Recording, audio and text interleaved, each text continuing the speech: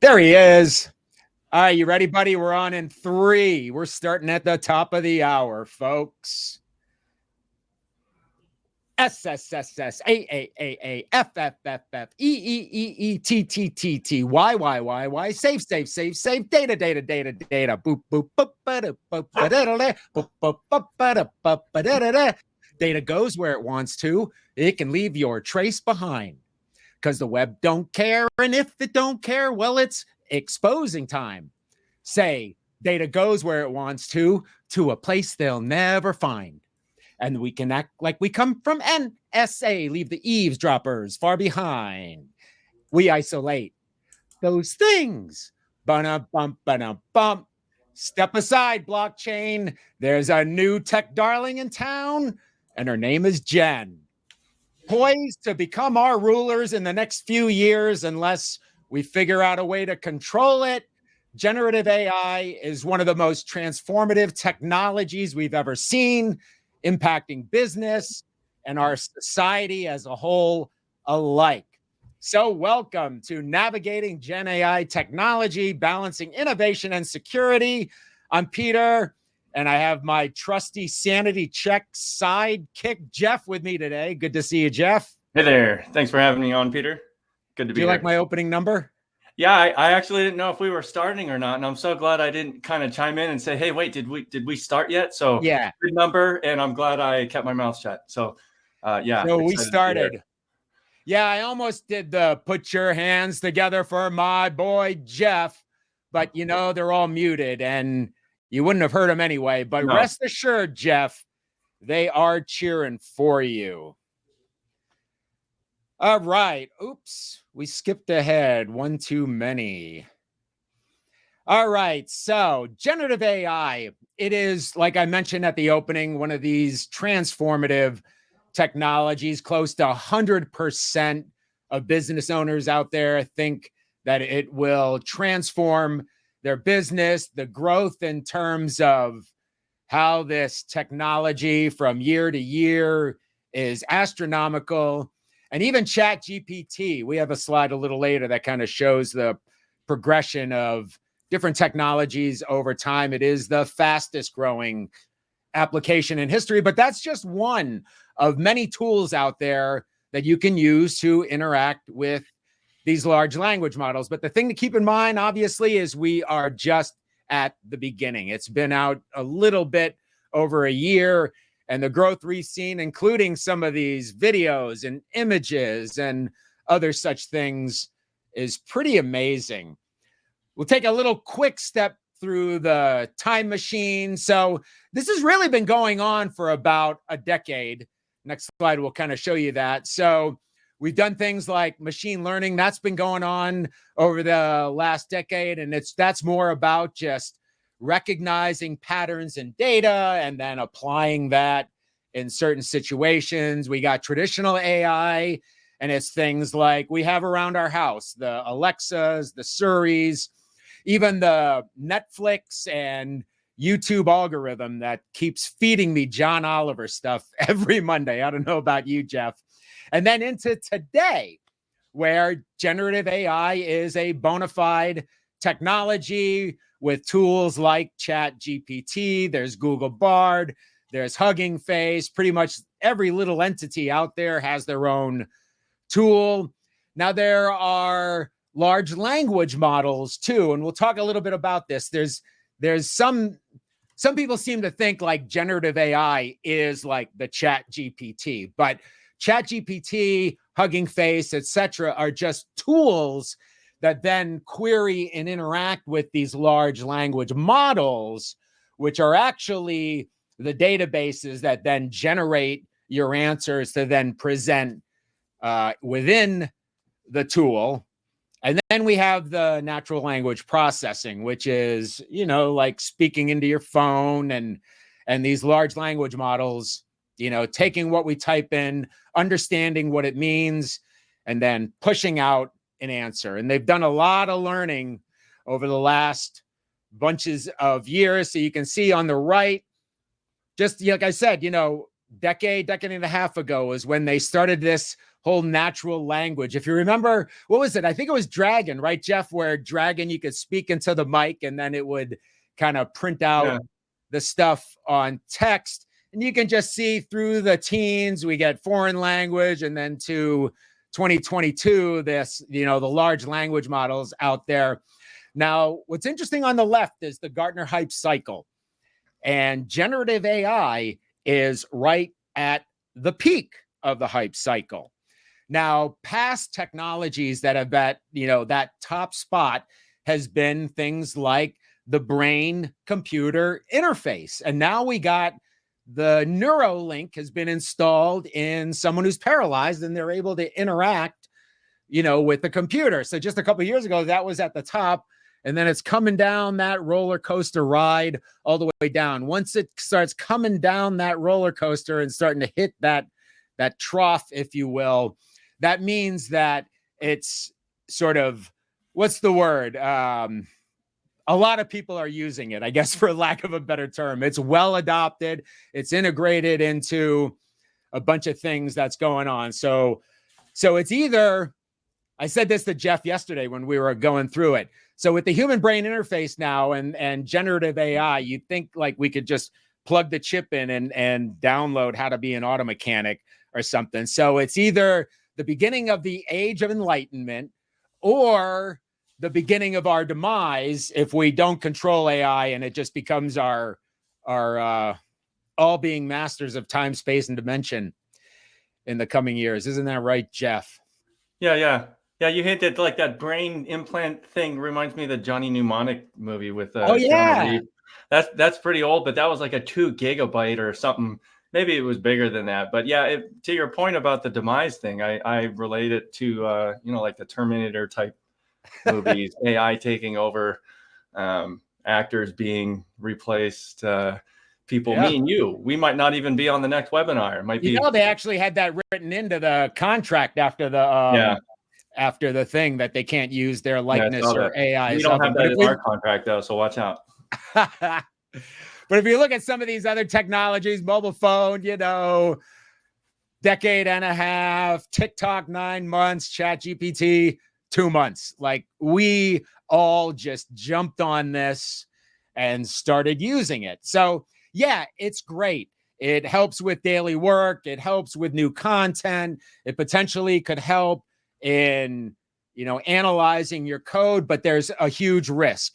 What's the risk? I mean, we've been all raw GenAI, but the risk is data exposure and data loss. So all of these organizations are coming in and are like, yeah, we'll take it, but they're really not considering what they the risks and the vulnerabilities they may be introducing into their system. And even after, I got this little stat here, after we put this this deck together, and it really sums it up. So an overwhelming majority of IT leaders, by the way, this is from VentureBeat, an article from just a couple of days ago from my pal, Louis Columbus. So the overwhelming majority of IT leaders, 97%, say that securing AI and safeguarding systems is essential. I would think that would be 100%, but that's sort of like the 4 out of 5 dentist surveys recommend sugarless gum for their patients who chew gum. So 97% say that securing it is essential, yet only 61% are confident that they'll get the funding they need. And therein lies the crux of this issue. Organizations are jumping into this technology, incorporating into their systems, letting their employees use it, yet they either don't have the funding or really don't know how to secure this, particularly from data loss. Now, despite the majority of IT leaders interviewed, 77% say they had experienced some form of AI-related breach, pretty bad, and only 30% have deployed a manual defense for adversarial attacks. And we've seen companies, heck, last year there was a big story about Samsung just completely blocking AI from people using it because they shared code in there. Yeah, I was going to say probably because they can't control it. I've in a number of my customer meetings, they just block it. Yep. And now you can't get all the great efficiencies out of what those kind of tools and models do for you. Yeah, so almost 90% have started to adopt, 95%, all of these like 90%, 88, 90%, everybody loves it. They're going to have a profound effect on their business. So you're in the field, Jeff. What are some of the ways you see organizations using generative AI? Or maybe a better question is, why are they blocking it? Yeah, I would say being kind of not a pure coder, but I like to automate things, and I have credentials. Well, not in my code, but service keys and things like that. Or you go and pull secrets from Vault if you're familiar with those kind of things. Other people might just put their credentials right in the code if you're just testing locally. So maybe you have some Python code and you want to switch it over to some other format, and you go and ask one of these cool AI tools, hey, give me the, or you just want to summarize or make your Python code better, right? So you enter your data, give me something as an output, give me a JavaScript version of this, give me a Perl version of this, make this Python more redundant, read file line by line and do this. Boom, I just accidentally pasted my credentials. Well, we can get into the learning model later and how things learn, but that's what people are doing. And then inadvertently, maybe they're exposing data, right? Yep. I don't want to get into the risk, but some of the other use cases, when I presented at a credit union conference, we're talking to the credit union people and their members. What they're trying to do is just personalize interaction data. So what does that mean? They're maybe looking at the member profile. They're going to scan, find people. They're entering data into this AI tool about somebody, maybe even putting their name, maybe even putting information, demographic stuff that shouldn't be in there, financial stuff, because inadvertently they don't know, right? So they're pasting stuff and they're expecting an answer. Little do they know they're contributing maybe to the model. Another thing is summarizing articles, maybe translating too. So we have some customers that want to go out and take this piece of article and summarize it into something else, right? Marketing things that you're trying to get out. You don't want to put, as a marketing person, the next go-to-market plan out, but maybe you want to summarize something, right? You want to get some wording advice. You don't want to put those in there. I say you don't want to, but these are the use cases that people are doing it. And I think you don't want to because of what we're trying to say and protect here. But that's just a number of high-level things that I've run across. Well, employees use copy paste all damn day because it's the easiest thing. And why not, with a generative AI tool? You're not going to retype an entire article to try to have it, break it down to a synopsis for me, please. No, you're going to copy and paste the whole thing. Same with code. So, yeah. But again, as Jeff mentioned, you're now adding to the learning model. There's no way. I've tried. Can you remove everything that I've entered in or delete it? They're like, no, ain't going to do it. Oh, no, I can't pull it back. So talk a little bit about the training model, Jeff. Yeah. So what we have is the tools you mentioned, the ChatGPTs, the Bings, all those other things, and they're using kind of a database, a foundation model. So this thing has been trained from images, from words, from questions and answers. And then, of course, the model is enticed to do better by getting it rewards, kind of like a pet. And as more answers come in, I could think of the most simplest answer as we've all been doing this, right? Every time you go and click on something to do human validation, click the fire hydrants, click the school buses. Yeah. You're helping that search engine or somebody train their model. That's not the real intent. They're not doing it just on you, but you're kind of doing that, and your answers help increase the efficiency of the model. So here's an example of a SQL statement. Maybe I just need to dig into the database of my application and pull out some results. I'm not the best query developer, but I know some basic SQL terminology. So I'm going to enter something into, say, ChatGPT. Give me a SQL database query for XYZ, returning all users in this table.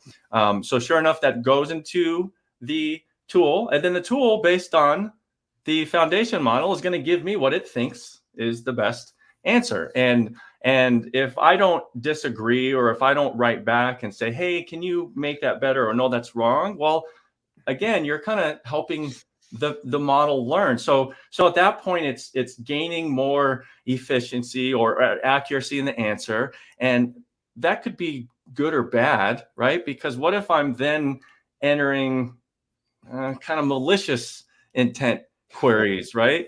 Yeah, Or I'm from a general demographic. Like Peter, you mentioned something like this the other day. You could really put some bias into the model. So then as a user, unexpectedly, I'm getting answers that I may or may not like, but I'm trusting because I'm getting it from this tool that's out on the internet. That's all cool. Yeah. So what we were talking about really was this, so these large language models, Gen AI, as more people interact with it, it's supposed to, kind of become better and be more precise with the answer. And it's always based on these inputs. And then they're, massaging it. But what if, and I use the term, what if you get a hate group or whatever that just piles in a bunch of answers to a database, and now you literally do have some bias potentially built in to the answers. Now, speaking of concerns, we kind of talked a little bit about this. This is from mid last year. And as you can see, security and data protection is the top concern. That's why we're doing a webinar today, isn't it, Jeff? So, and then inaccuracies. We talked about inaccuracies and bias. And there are, and they would have for a while, right? They'd have humans sort of reviewing the answers or culling them just to make sure that what is being put out is accurate. And then number 3 is copyright. So a lot of these large language models have been trained on novels, newspaper articles, movie scripts, general conversation.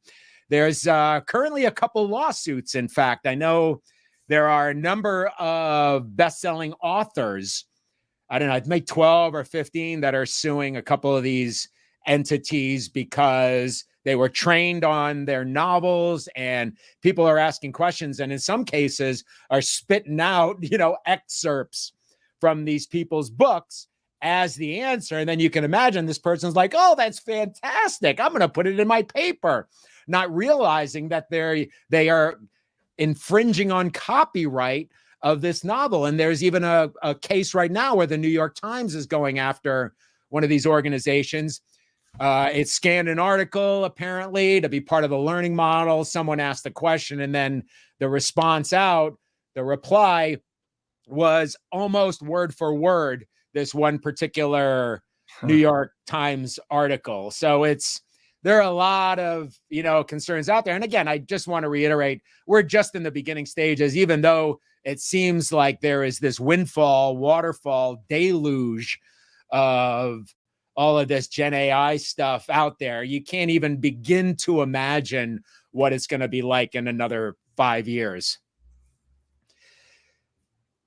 And then, so we've been talking a lot about the data entry side. So, us employees using the tools, copying and pasting proprietary, sensitive, secret corporate information into these tools. So there's the data loss on that side. The other thing that's happening is a lot of organizations are running, clamoring to include these large language models into their back-end systems for chatbots, for support, for, marketing, or these digital experiences, if you will. And it's gotten so bad that OWASP, you probably are familiar with the OWASP top 10 for web. That's been around for almost 25 years now. So they've already come out with a version 1.0.1 of the OWASP top 10 for large language models. So you can see it's already, so organizations are throwing this stuff in, trying to incorporate it into their systems without doing all of the proper due diligence that you would generally do when introducing new software into your infrastructure. So this is definitely something to keep an eye on. Without giving away too much, we kind of went through this just kind of in passing glance, and I know that we can at least protect against 4 of these, but we got to do a little bit more research on the rest. All right. So how do you then kind of deal with this stuff? So you have to basically not deal with. So obviously the challenge is we've kind of already, been through this. It stores everything. If you've entered it in, it is there forever and it'll be queried and pulled from. And you might even be able to ask, oh, tell me what I asked this large language model back in October. And that data could be company data. What slide are we on? Oh, there we go. And so we must create a strategy and policies and all that to help. So the whole suggestion is don't block it. Don't block it. They're going to use it anyway. If you remember back shadow IT with people pulling out their credit card in 2012, to fire up, a cloud instance. Now we have shadow AI, people using this kind of stuff. In fact, there's also, I read, where do my little notes go? Oh, adversarial AI. So, and even there was a time, I think it was Italy even banned generative AI, particularly ChatGPT, due to GDP compliance issues. I've seen stories of people putting, like you mentioned, mailing lists into it, create a whole bunch of mailing labels and do the envelopes out. So ensuring the privacy, security, compliance, making sure that you're using it where it would benefit the most. And then also, making sure that the impact on employees and the organization and things like that, even training, but training can kind of only go so far. We've seen with phishing for over a decade, you can give as much training as there is, and still 5 to 7% will click that link with an itchy clicker finger. So stay on it. So what can we do, Jeff, to protect sensitive data while using AI? Yeah, I think once we see the next few slides, it'll make sense, and I have a little demo I can talk through. But you want to just go for it? Yeah, let's go for it. Yes, we could. Yeah. We'll leave this. You guys are going to get a copy of it, but it's all the typical stuff when you're deploying, kind of giving them hints, making sure they're not. Oh, wrong slide. It's worth mentioning they get the call out. So we'll go to this one because this is a nice high level. But essentially, what we're talking about is Ericom cloud, and what we're doing is sitting in the middle of the traffic, of course. So your endpoint is talking to us, and we are talking to the actual application. And what happens is we're air gapping that communication. And essentially that just means none of the content that loads, the HTMLs, the JavaScripts, all that typical stuff that you see if you want to get deep down and right click and say view source on your web page, or everything that your browser has to run, none of that's being run now with isolation, with this air gap technology. So from a generative AI, all the different use cases that we discussed, how people are using it and how maybe there's some concerns around there, we can help protect that. Because now being in the middle, what we do is we can do controlling upload downloads. We can do some scanning for data loss prevention. So if I'm just starting to type in data and and it's a social security match or some other piece of identifier, I can stop that. Some basic file scanning, antivirus, all the way down into content disarm and reconstruction. So these are some terms that are very unique to Ericom isolation and air gap technology. It's really cool stuff. So as we go to the next slide. So real quick, the one thing I just wanted to say, so being in this isolated container, it's not directly touching the machine. So being in this isolated container, we have a lot of control, as Jeff was mentioning, within that container. So we can determine and either restrict or allow what people can type and cannot type in. And then if in fact, now a lot of these systems are tuned so that people can't, create me a badass phishing malware with a keylogger and a remote access Trojan, So there's some protections that are built in with that. But there are now things like fraud GPT, which does allow you to kind of generate this stuff. So even in this instance where you might stumble upon a piece of malware in the large language model, and somehow it's supposed to be delivered to you, we can even protect not only what the people put in, but also protect if there's a situation of malware coming out. We have a little more detailed design, but we want to get to this demo. So I know I have it. We're going to Yeah, have it's all the in and out protections, because for 0-day, you don't know what's out there. And those are going to pass signatures because signatures don't exist. So the whole idea of air gapping is to make sure, again, the content is not being rendered over here on the endpoint. And what we're doing is streaming that pixelated picture of what gets rendered on the actual application. So in this demo, I have a...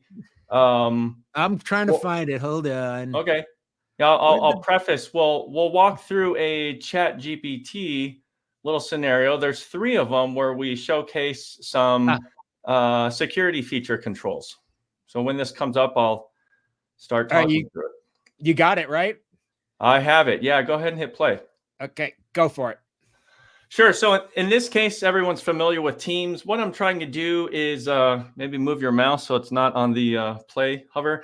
So this is showcasing clipboard controls. Again, we're air gapping. So as a result, we're rendering everything in the cloud and then sitting in the middle. And what I want to do here is just show that I can copy and paste locally from my own laptop, because in the next scenario, we block this and only allow the actual air gap sessions to be copy paste. So this is a use case where maybe I want to summarize some data from a web and I do want to paste it. I want to allow this policy to let the user copy and paste this data into my own local clipboard. Now we've switched to the second scenario where it's paste protected. So notice I cannot paste that same data to my local clipboard. So this addresses the inadvertent. Maybe I'm capturing some data from the result of ChatGPT. It may be trustworthy or not, I don't know, but I'm just going to copy it down. I'm going to paste it. I'm going to do the same thing for maybe there's articles that I want to summarize. Maybe there's something with copy and clipboard limitations, because you also don't want to copy a bunch of data. And that's what we're showing here, where I just copied a whole bunch of paragraph, but based on isolation and air gapping, I have controls to set sizes, file sizes, character count, all sorts of things like that, whether I can copy back to my local PC or if copy and paste is only between the sessions themselves.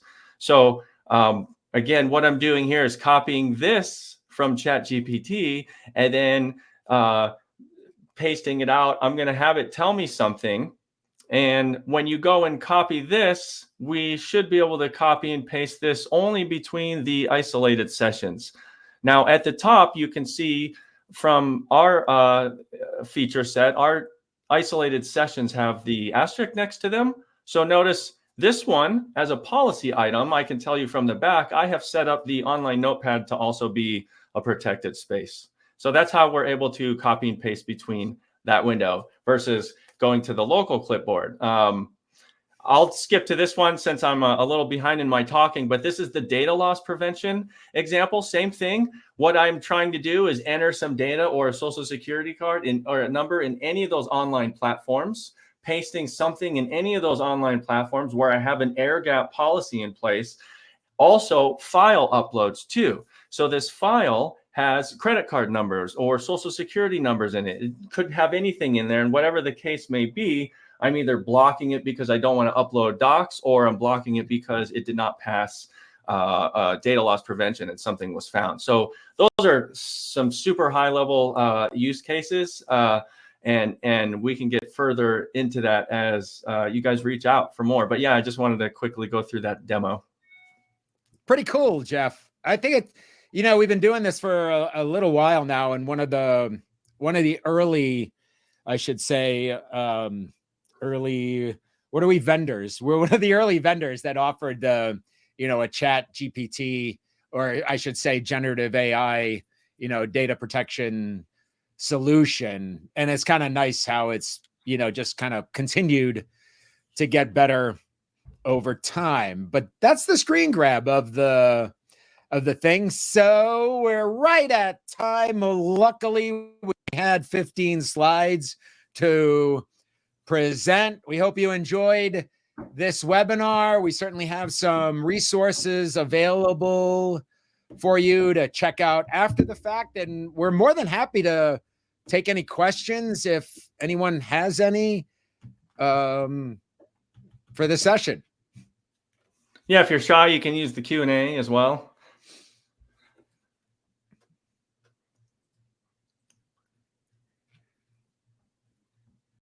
We were so fantastic that there are absolutely no questions. Should I close it out with the third verse? What do you think?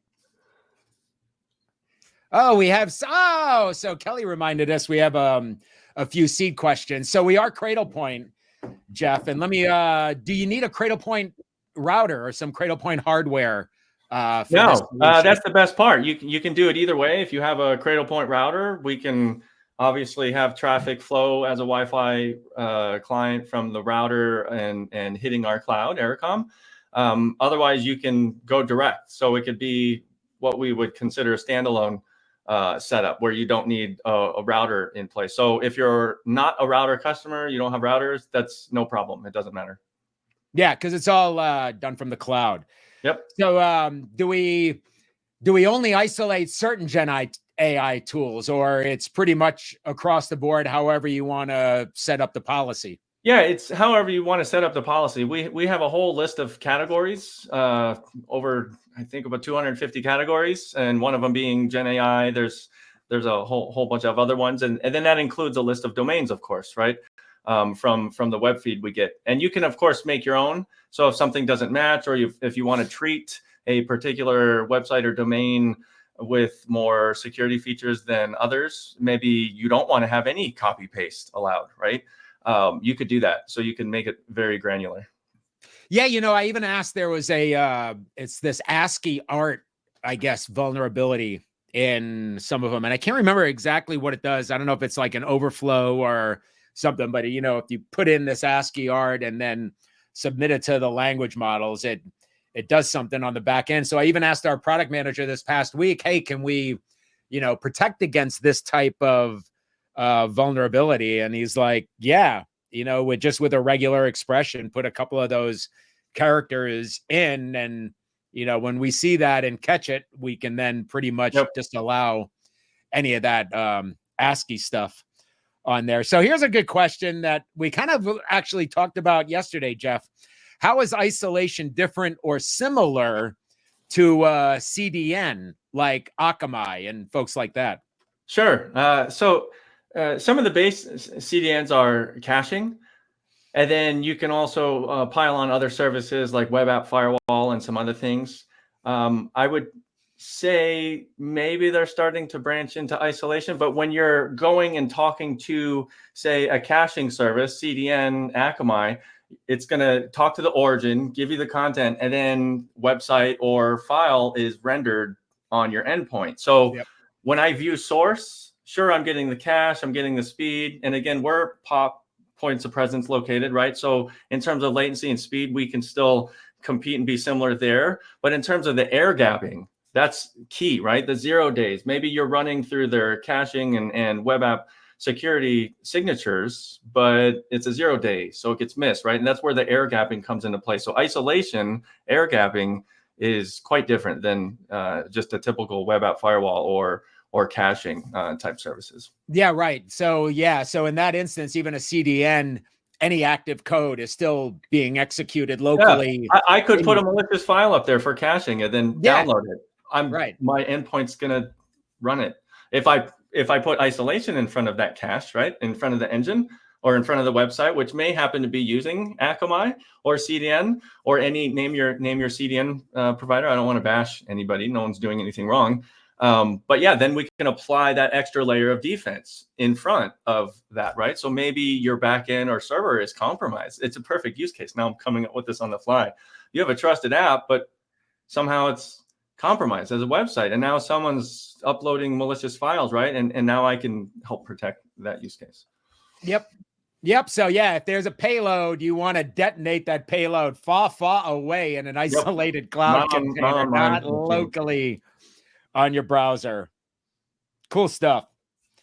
Right on. So if you'd like to learn more, did we get any more questions? No questions. That's okay. You can certainly visit us at cradlepoint.com. I'm at Pasilvas on the Twitters. If you'd like to follow me there, you can certainly engage about this session. What's your at? I'm at real Jeff Giroux because Jeff Giroux was already taken. And so real Jeff Giroux.